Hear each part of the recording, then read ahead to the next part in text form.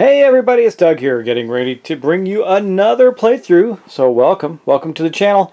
This one's going to be of the Reckoners. It's based on a book series by Brandon Sanderson, and it's about it takes place in the city of New Chicago, I think it is, where what you would think would be superheroes are not heroes at all, but they're villains, and they're bad guys. And the normal people in the world some of them have formed a posse, a group that will go out and just try and destroy these supervillains and bring down the worst of them, which you can see at the top of the table here.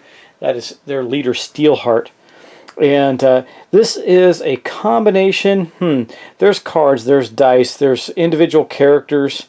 There's ways to beef up your character with items, and there's individual city districts, and we have to manage a whole bunch of stuff. Everything from bad soldiers to barricades. And by the way, everything you see here is just part of the retail version of the game. It's a pretty well produced game. So we have a couple of setup things to do, and then I'm going to go over the rules briefly, and then we're going to get, I don't think we'll get into the game in this episode, but I do want to show you the remainder of the setup, talk about our characters that I've selected. I selected a couple that I haven't seen elsewheres on the interwebs, and so we're going to play them. I'm going to play a two-player game, which does require some specific setup, and that is mainly in these two boards right here, which identify for us whether or not we're playing a basic two-player game, which is what we're doing. So that being said, let's get into the characters we have first, I guess, or let's finish the setup. So we have a couple things we have to do. The first thing is we have to pick out the epics. Now, Steelheart might be their leader, but he's not the only one that has powers, and then that's the thing we have to do, is defeat the baddies with the powers. Now, first off, we're going to talk about the Navy Pier. You can see the artwork there, and I'll just briefly pick this up and show it to you, though I can't tilt the board too much. There it is. That is the Navy Pier. We have to put one of the epics in this slot here, and I'll show you what that is. That's this deck right here, and I'm going to put This is Steelheart, by the way. He's the big bad guy that we have to defeat. Pretty powerful looking superhero dude. He's got lots of powers. We'll go over that. He specifically just beefs up all the rest of the bad stuff, and he looks for our lair and all kinds of stuff. It's pretty interesting. I'll show you some of that on the main board. But first off, let's get this out. So our first one is going to be Ozone. Now, let's talk about these guys. Now, there's no story in the book on all of these guys, but there is on the main characters. But however, talking about Ozone, this means that, so basically, this is their secret value, this is their health value. Now, if we knock down their secret value, their health value automatically drops to that. Okay, and these are the different variety of abilities that they bring to the table. And if we bump up against there, this is a real bad one. And then also some rewards that we get if we defeat them. Now, what we do is we slide them right into here, just like so, and we move it to the third slot right there. So it's 1, 2, 3, 1, 2, 3, one on each side. That is Ozone, and you notice that they're all quite different, representing different abilities and bad things that happen. We'll go over those as we play. But then we have also in Millennium Park here, we have Dig Zone. So we have Ozone and Dig Zone. I shuffled these. All right, so basically a secret of 4 and health of 6 drops to 2 if we discover his secrets. We get the reward. Now this 3 with the little, I don't know if you can see it very clearly with the little crown in there, means we get to discover 3 points worth of secrets of Steelheart to get closer to his defeat. And then we also get one of these, what they call, I don't remember exactly what the name of the token is, but it allows you to do everything. And so we're going to put him right there, and that's going to go up to there. And then, now what we also need to do real quick, I might as well do it while I'm here, is set these levels. So this starts at 4, and this starts at 6. And that means that we have, like I said, if we get this one down to 0, this one automatically drops down to 2. So it's pretty worthwhile getting their secrets done. And we also forgot to, we'll do this one while we're here too. She's a 4 and a 7. So you can see it's worthwhile knocking down their secrets. And then we'll just break this up again a little bit and see what we get. We get Conflux. Conflux does some really nasty stuff too. This is a really bad ability. It means that it's going to assist or help the other bad guys on the table. You notice he's got a couple of these on his board. The other ones didn't. And again, he's got a secrecy of 3 or secrets of 3 and 7 health. I'll get the terms right as we play, but that's basically what they are. Okay, and so we're going to put this on 3 and this one on 7. So he's one of the easier ones to defeat. So that's not bad. And these are going to go right back there. Now, a couple of things we need to do for this part of the setup is you can see that our guy, Steelheart, has all his counters set at the beginning. And that's the way it's supposed to be. But we do have this little thing here that shows a 2-2. Let me see if I can get this closer for you. Take these tokens off and show you a little bit about Steelheart. These are all his abilities. This is the destruction of the population. This is his search for our base. This is how many of his enforcers does he put out on the board. Those are other bad guys. And these are barricades that he puts out. The first thing we're going to do is this. That 2 means how many we put out. And of course, as it goes up, we're going to put out more. As you can see it click up. And then the 2 means how many you put up in a zone. So like for right now, we would only have 2. So we would do something. We would put 2 out where he is and 2 out and none anywhere else at the moment. But that'll get worse for us as we go. And let me see, what else do we do for setup? I got to finish the board setup as well.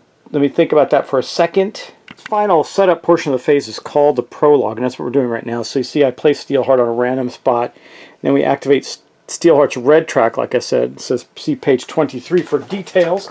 We'll take a look at that. By the way, this is a blind playthrough, meaning I haven't played it before. I've just read the rules, but here's how this works in the deployment group size and everything, but I explained it to you. So basically that's how it's going to work. And I just want to make sure I've got Steelheart set up correctly for the beginning of the game. I believe that I do. I'm just going to look at it and double check. Yeah, on 11, place 4 epic action wrecks. Got that, yep. On Steelheart's board, with each on the second space of each action. Okay, so we're going to have to bump all these up to the second space here, and these are a little harder to slide. Let's just do that. That's the second space right there, second space right there, second space there, second space there. Okay, so that's what I thought. That's why I knew we put out 3 of these guys. So we're basically going to take 2 of his enforcer dudes, and basically those, when these are on the board, it actually beefs him up faster. It gets really bad. Some terrible things happen from them being on the board. Their abilities and the epics that are in the area go up faster. So he's got 2 with him currently there, and then 1 there. And then we roll his die, his big 12-sided die. We're going to randomize some movement for him. So we're going to do that. So he moved 1, which means he popped from here over to Conflux. I don't know why I put that on his board. It belongs over there. Over to the museum campus and Conflux, the bad guy there. So he is over there with 1 more bad guy. And that's basically that part of the setup. Basically, so we've done that, but we still have to do a couple more things as part of it. And that has to do with our characters. But let's first introduce our characters, and we'll finish that up by getting some cards for them in the beginning of the game. We start with a little bit of money, and I'll talk about our win-lose conditions as well. This is the first of 2 characters we're going to be playing today. This is Jonathan Prof. Phaedrus. And it's got a caption that says, "Don't just act because you can, act because it's the right thing to do." Nicknamed Prof, Jonathan Phaedrus is an ex-science teacher. He acts as the leader of the Reckoners, and he plans every attack on the epics with careful calculation and precision. Prof is responsible for the demise of numerous epics, and he has also created several pieces of advanced tactical equipment distilled from deceased epic powers. And now, what this means in game terms, he's got 3 regular dice, and we'll see how those play out, and he's got 3 special dice. And the reason I have him up facing this way is because his gray dice, well, his black dice rather, are the same as these, except for one thing. This is a 2 instead of a 1. So if you look at the rest of it, it's all the same. But he has the ability to get these tokens. These tokens allow you to do it. I gotta remember the name of the token actually, but they are called planning tokens. Go figure. You get to put them in this tray after, to use them on the following round to basically be dice rolls that you didn't get. And then he has a weapon that he starts with. See, it says lead the way. This is it right here. He can turn in one of these skull dice, which is as I get used to the terms of attack, it allows you to attack. And he turns it in for a 3-point attack on enforcers, and those are the red minis that you see out on the board.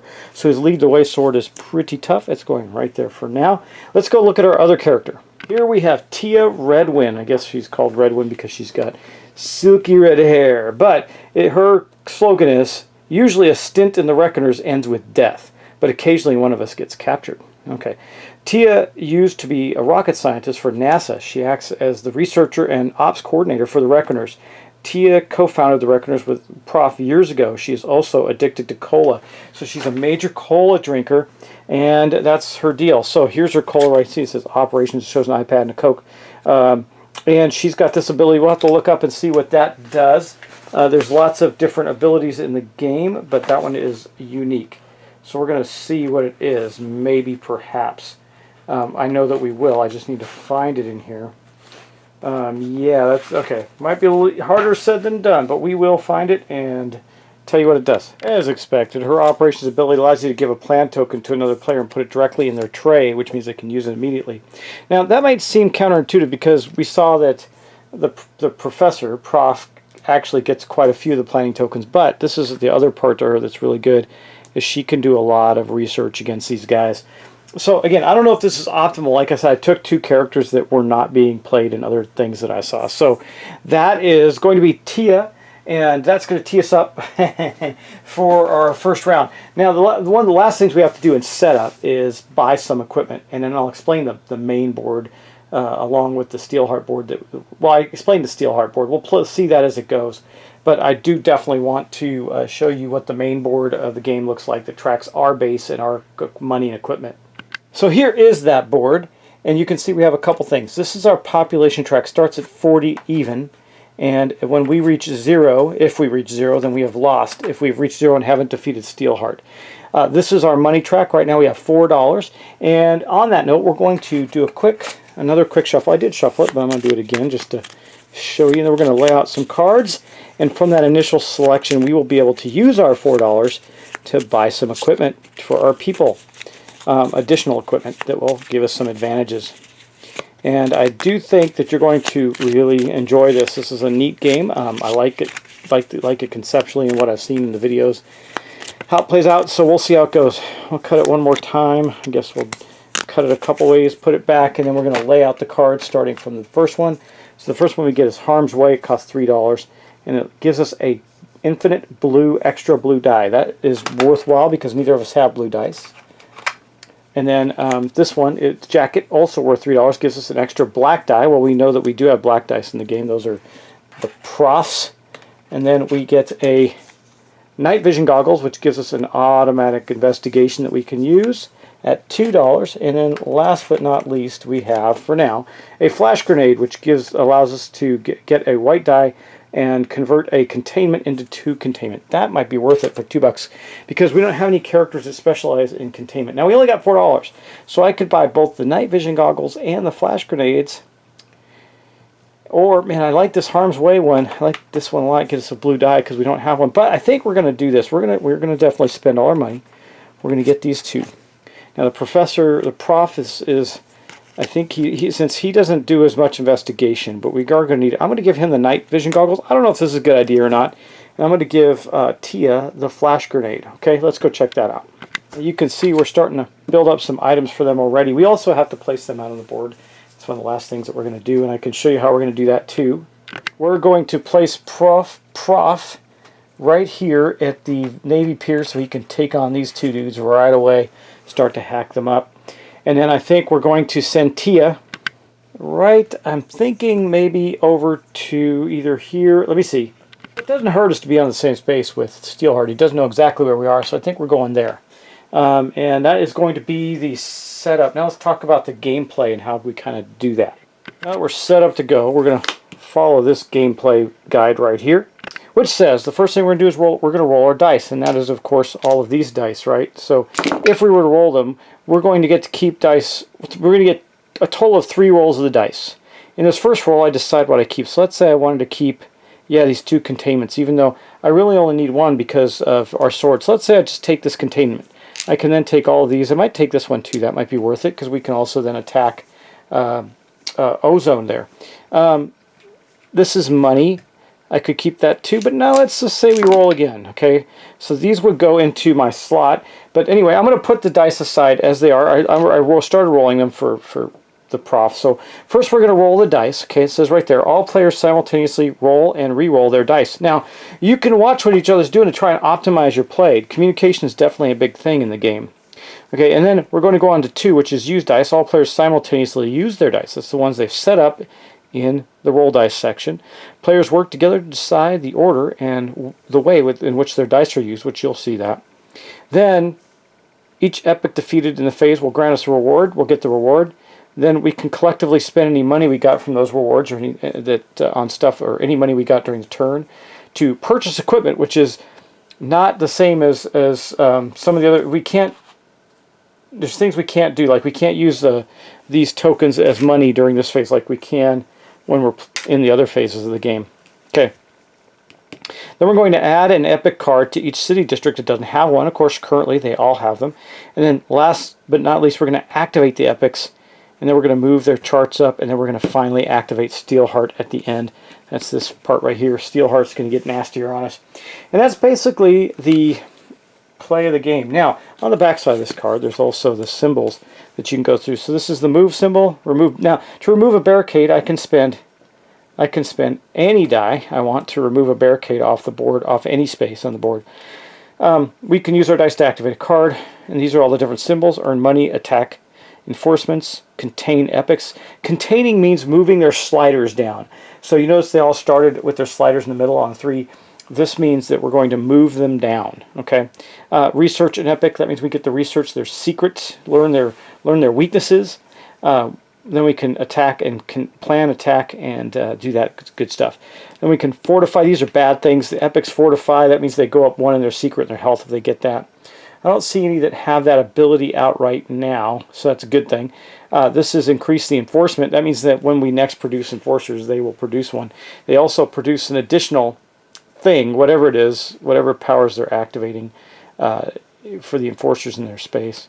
Then we can attack the population. That's our big lose condition.